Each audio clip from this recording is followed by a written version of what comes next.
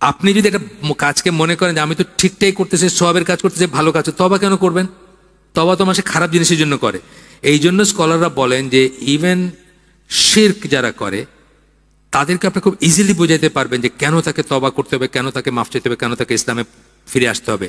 কিন্তু একজন বেদাকে বোঝানো মুশকিল, বিদাতিকে, কারণ সে মনে করে আমি তো ভালোই করতেছে। Whoever sits and listens to follower of Bidah knowing that he is a follower of Bidah, যখন জানলেন যে একজন বিদাতের অনুসারী, এটা জেনে যদি আপনার তার সাথে বসেন, জেনে শুনে, will lose protection of Allah, সে আল্লাহর প্রোটেকশন বা আল্লাহর নিরাপত্তা হারায় ফেলবে, and will be left to his own devices, তার নিজের উপরে আল্লাহ তাকে ছেড়ে দিবেন। As for those who follow innovation and their own whims and desires, their help should not be sought in any of the Muslims affair, যারা বেদাত অনুসরণ করেন অথবা নিজের কামনা বাসনার অনুসরণ করেন, their help should not be sought, তাদের কোনো সাহায্য নেওয়া উচিত না মুসলমানদের কোনো ব্যাপারে। টাকা পয়সা বা আছে না দাওয়াতি কাজের জন্য এই সাহায্যটা করেন, ওই সাহায্যটা করেন, এটা কিন্তু অনেকটা মনে রাখার ব্যাপার আছে।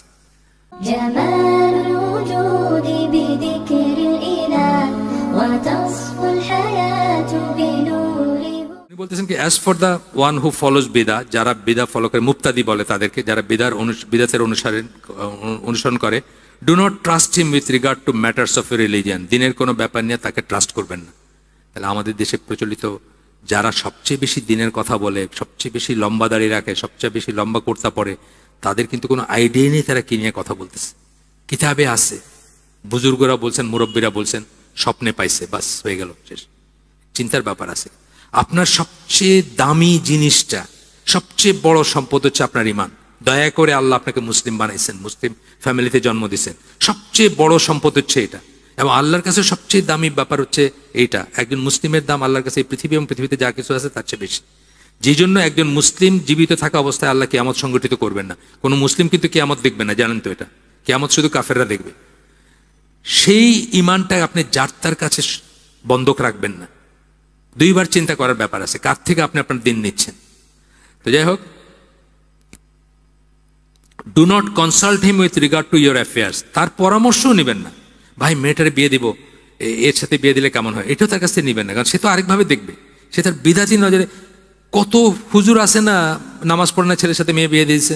আমি তো আমার নিজের এক আত্মীয়র কথা বলছি এখানে, নিজের এক আত্মীয়র কথা বলছি, খুব নিকটাত্মীর কথা বলছি, যে উনি মৌলবী, উনি মানুষকে খুব নসিহা করতেন, মেয়ে বিয়ে দিয়েছেন বেনামাজির সাথে। তো ওনার কি দিনের বুঝ আছে? বেনামাজির সাথে কেউ মেয়ে বিয়ে দিতে পারে? সুতরাং এই ধরনের লোকের সাথে কনসাল্টও করবেন না। কনসাল্ট করলে সে বলবে, ভাই ছেলেটা তো টাই স্যুট পরে চলে, বড় বড় গাড়ি চালায় আসে, দিয়ে দেন, মেয়ে সুখে থাকবে। আচ্ছা, and do not sit with him, তার সাথে বসবেন না, বেদাতির সাথে বসবেন না। For whoever sits with a follower of বিদা, যে বিদাতির সাথে বসে, Allah will cause him to become blind in his heart, তার অন্তরকে আল্লাহ অন্ধ করে দেবেন, অর্থাৎ তার অন্তরে কোনো হেদায়েত ঢুকবে না, কোনো হেদায়েতের আলো ঢুকবে না তার কাছে। ইমাম হাসান আল বসরি উনি বলেন, আল্লাহ নেভার পারমিটস, এগুলো কিন্তু আমরা সব আসার পড়তেছি, এদের সাহাবীদের কথা বা তাবেঈদের কথা বা তাবেঈদের কথা। হাসান বসরি বলেন, Allah never permits one, Hasan বসরির নাম শুনছেন না সবাই? Allah never permits one who follows his whims and desire to repent, তওবার থেকে মাহরুম হয়ে যায়, সে তওবা করার সুযোগ হয় না তার কাছে। সে মনে করছে আমি তো ভালোই করতেছি। আপনি যদি একটা কাজকে মনে করেন যে আমি তো ঠিকঠাক করতেছি, সওয়াবের কাজ করতেছি, ভালো কাজ, তওবা কেন করবেন? তওবা তো মানুষ খারাপ জিনিসের জন্য করে। এই জন্য স্কলাররা বলেন যে ইভেন শিরক যারা করে তাদেরকে আপনি খুব ইজিলি বোঝাইতে পারবেন যে কেন তাকে তওবা করতে হবে, কেন তাকে মাফ চাইতে হবে, কেন তাকে ইসলামে ফিরে আসতে হবে। কিন্তু একজন বেদাকে বোঝানো মুশকিল, বিদাতিকে, কারণ সে মনে করে আমি তো ভালোই করতেছি। বুঝছেন? এক রাকাতে একবার সূরা ফাতিহা, 100 বার সূরা ইখলাস, সওয়াবের রাইতে, কত ভালো কাজ না? দাঁড়ায় আছেন কতক্ষণ ধরে, এক রাকাত নামাজ কতক্ষণ লাগবে আপনি চিন্তা করেন। এটা দলিল নাই কোনো, এটা করা যাবে না। তাকে কি আপনার বোঝানো কষ্টকর না? সেটা বলছে আমি ভালোই করতাম, আল্লাহর জন্য দাঁড়ায় আছি সারা রাত, ইত্যাদি। ইমাম আব্দুল্লাহ বিন মুবারক বলেন, O Allah, do not let me owe any favours to one who follows বিদা, আল্লাহ যারা বিদাত করে তার ক্ষেত্রে আমার যেন কোনো কিছু নিতে না হয়, বা তার কোনো ফেভার যেন নিতে না হয়, তার থেকে কোনো যেন সুবিধা নিতে না হয়। অর লেট মাই হার্ট লাভ হিম, আর আমার অন্তর যেন তাকে ভালো না বাসে। আপনি দেখবেন, আপনি যদি আপনার জন্য এক কাপ চা খাওয়াই, ধরেন কথার কথা, বা সুন্দর করে আপনার সাথে কথা বললাম, বা সুন্দর করে একটা ট্রিট করলাম, আপনার কিন্তু মনটা আমার প্রতি একটু দুর্বল হয়ে যাবে। এই কথাই বলতেছেন কিন্তু অর লেট মাই হার্ট লাভ হিম। তো এই পদ্ধতিতে কিন্তু আপনার মনটা তার প্রতি দুর্বল হয়ে যাবে। আমি একজনের কথা চিনি, একজনের কথা জানি, উনি সৈয়াকেদার এখন বা কারেক্ট ইসের উপর আছেন, কিন্তু উনি আমেরিকায় পড়াশোনা করতেন না। তো টলেডো বলে একটা জায়গা আছে ওহাইওতে, ওইখানে এই জোর বলে তবলিকের জোরে গেছেন, এমনি গেছেন স্টুডেন্ট হিসাবে, দাওয়াত দিছে গেছেন, শীত লাগতেছে, স্লিপিং ব্যাগ ট্যাগ নেন নাই। তো এক তবলিগি ভাই তারে বললো যে আপনি আমার এটাতে শোন, আমি আসতেছি। সারা রাত আর আসে নাই। কেন?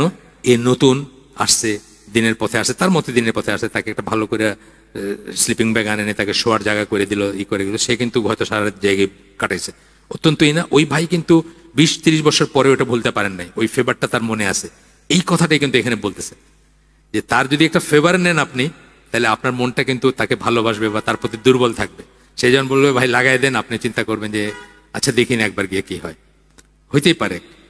আচ্ছা, এরপরটা হচ্ছে সুফিয়ান আস-সাউরি, ওনার একটা আসছে, whoever sits and listens to follower of বিদা knowing that he is a follower of বিদা, যখন জানলেন যে একজন বিদাতের অনুসারী, এটা জেনে যদি আপনার তার সাথে বসেন, জেনে শুনে, উইল লুজ প্রোটেকশন অফ আল্লাহ, সে আল্লাহর প্রোটেকশন বা আল্লাহর নিরাপত্তা হারায় ফেলবে। And will be left to his own devices, তার নিজের উপরে আল্লাহ তাকে ছেড়ে দিবেন। আমরা দোয়া করি না, আল্লাহুম্মা রাহমাতাকা আরজু ফালা তাকিলনি ইলা নাফসি তারফাতাইন ওয়াসলিহ লি শা'নি কুল্লাহু, একটা দোয়া আছে না? এক সেকেন্ড চোখের পলকের জন্য আল্লাহ আপনি আমাকে আমার উপরে ছেড়েন না, আপনি আমার স্টিয়ারিং এ থাকেন, কারণ আমার এটা আমার ভরসা নাই এক সেকেন্ডের জন্য, আমার উপরে আমাকে ছেড়েন না। তো এখানে বলতেছেন কি, তাকে আল্লাহ তার উপরে ছেড়ে দিবেন, তার মানে সে তো ধ্বংসের পথে চলে গেল। যাকে আল্লাহ ছেড়ে দেন, রশি ছেড়ে দিলেন, যাও তোমার যেদিকে ইচ্ছা যাও, সে দুর্ভাগা না তার। এই জন্য আমাদের ওই দোয়াটা কিন্তু একটা মসনুন দোয়ার ভিতর, যে চোখের পলকের জন্য আমাকে আমার উপরে ছাড়ো না আল্লাহ। আচ্ছা, এরপরে আউজাই, ইমাম আউজাই, ওনার একটা মাজাব ছিল, আস্তে আস্তে বিলুপ্ত হয়ে গেছে। মানে মাজাব বলতে তার কিছু না, অনুসারীদের স্টুডেন্টরা ফলো করতেন বা করতেন, তো ওনারও ফলোয়ার ছিল অনেক, আস্তে আস্তে বিলুপ্ত হয়ে গেছে। উনি বলতেছেন, do not let the any follower of বিদা present his arguments to you, বিদাতের অনুসারীদের তার যুক্তি আপনার কাছে পেশ করতে দিয়েন না। আপনি ওই যে বললাম, আপনার যদি জ্ঞান না থাকে, লাইক রাফের দিন, আমি ছেলেরে খ্রিস্টান প্রোগ্রামের দাওয়াত দিতেছি, আপনি না করছেন, আমি বললাম যে ভাই আপনি কি পড়েন নাই, কোরআনে আছে দিনের ব্যাপারে জোরাজুরি নাই, বুঝছেন না?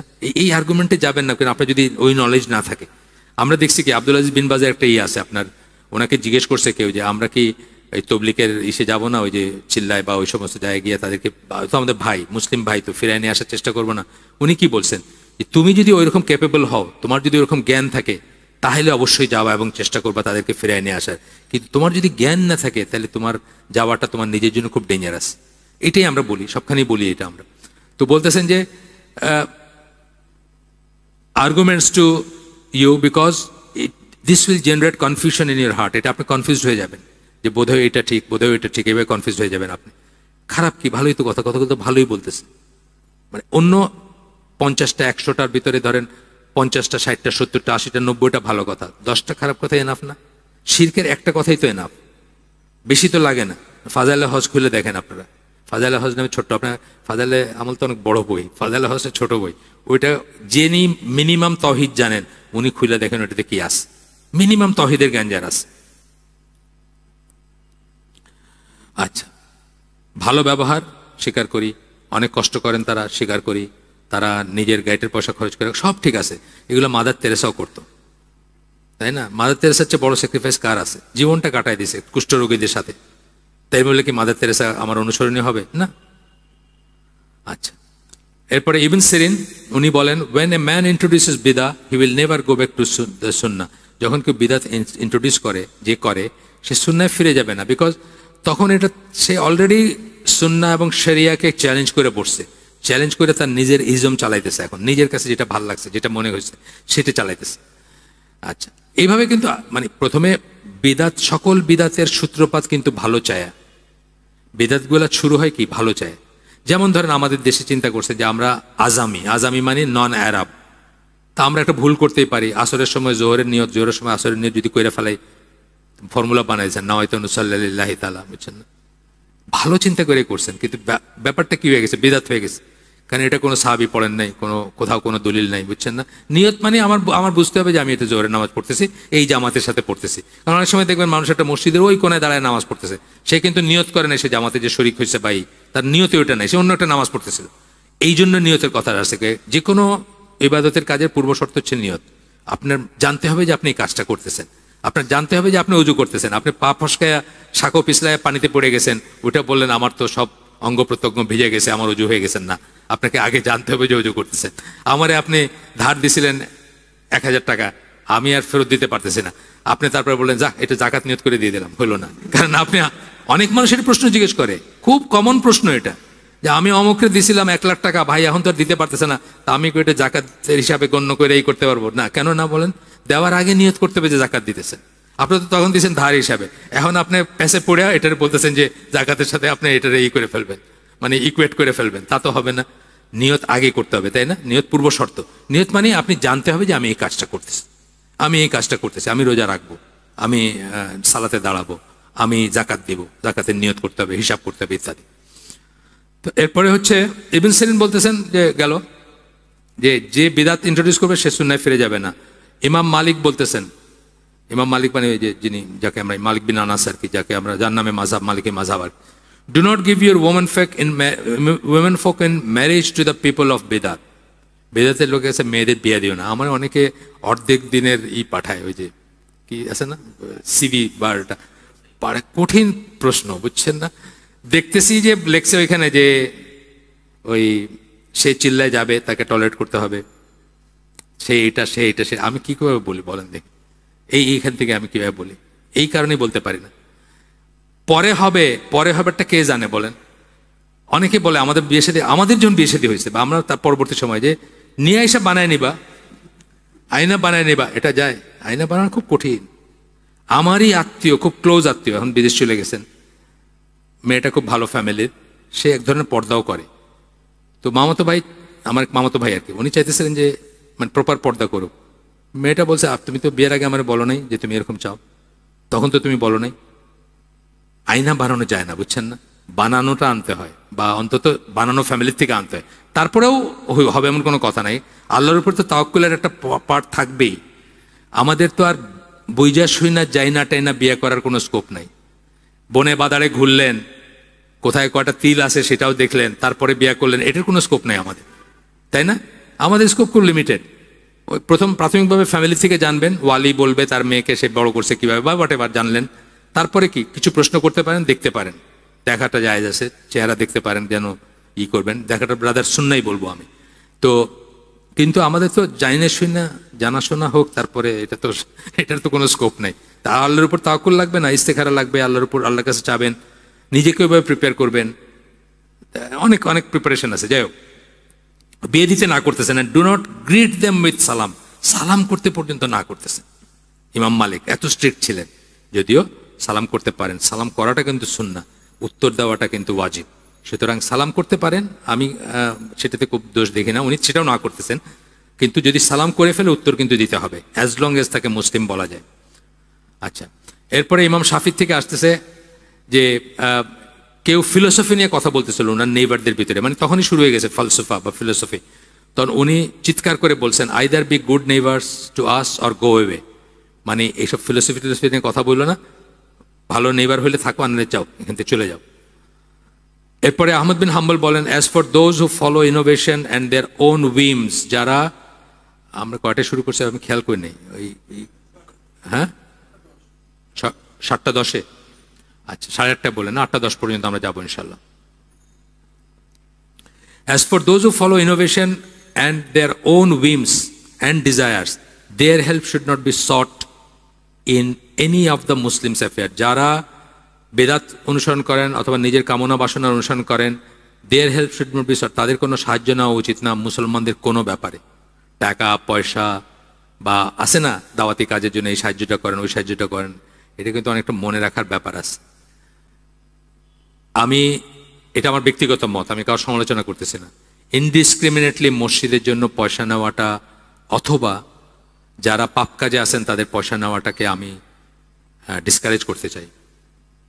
যেমন ধরেন আমি সিলেটি, আমার অনেক আত্মীয়স্বজন ইংল্যান্ডে আছেন, আমি তাদেরকে কোনোদিন বলি নাই আমার যে সমস্ত কাজ, এই সমস্ত কাজের জন্য কোনো পয়সা দিতে, কোনো সাহায্য করতে, কোনো সহায়তা করতে, কোনো ধরনের কিছুই বলি নাই, কোনো দিন বলি নাই। কারণ বলা মানে তাদের কাছ থেকে আমি যদি পয়সা নেই এবং যদি বলি, তাহলে তাদেরকে এক ধরনের বৈধতা দেওয়া হলো। তারা যা করতেছেন তারা ভালোই আছেন এটা মনে করতে পারেন, নাও করতে পারেন, সেটা জানি না আমি, কিন্তু করতে পারেন। এই মসজিদ যখন আমার পয়সা অ্যাকসেপ্ট করতেছে, চাইতেছে আমার কাছে, তার মানে আমি ঠিকই আছি। আমি ওখানে মদ বেচা রেস্টুরেন্ট চালাই, তাতে কি হয়েছে? আমি তো মসজিদদের ফ্লোরের এতটা মুসল্লার জায়গা আমি করে দিছি, এক একটা মুসল্লার জায়গা 20,000 টাকা, তা আমি তো 100টা করে দিছি। মনে করতে পারেন না যে আমি তো ঠিকই আছি? চিন্তার ব্যাপার আছে। এই কথা বলছেন যে their help should not be sought in any of the Muslim affairs. মুসলিমদের যে অ্যাফেয়ার আছে সেখানে তাদের হেল্প নেওয়া উচিত না। আমরা তো ইনডিসক্রিমিনেটলি নেই, হ্যাঁ, মানে ইয়াবার ব্যবসার পয়সাও পারলে নেই আর কি, ইসলামী কাজে লাগাইতে। Affairs for that is most harmful to the religion, এটা দিনের জন্য খুব ক্ষতিকর। আহমদ বিন হাম্বলের কথা। এরপরে উনি বলেন, বিওয়ার অফ দ্য ইনোভেশনস, বিদাত সম্বন্ধে সাবধান থাকবা, অ্যান্ড ডু নট কনসাল্ট। বিদাত নিয়ে মানে 10টা হালাকা করা যায়, আমরাও কিছুটা বেশি করব। এটা শেষ হলে আমরা নাসিরুদ্দিন আলবানীর জাল জয়ীফ হাদিসের 2য় খণ্ডের শুরুতে 17টা মানে খারাপ আছে বিদাত সম্বন্ধে, ওইটা পড়বো আমরা। আরো কিছু এক্সট্রা লিটারেচার পড়বো বিদাত সম্বন্ধে। বিদাতটা খুব ইনশাল্লাহ, কারণ বিদাতটা খুব ক্ষতিকর জিনিস।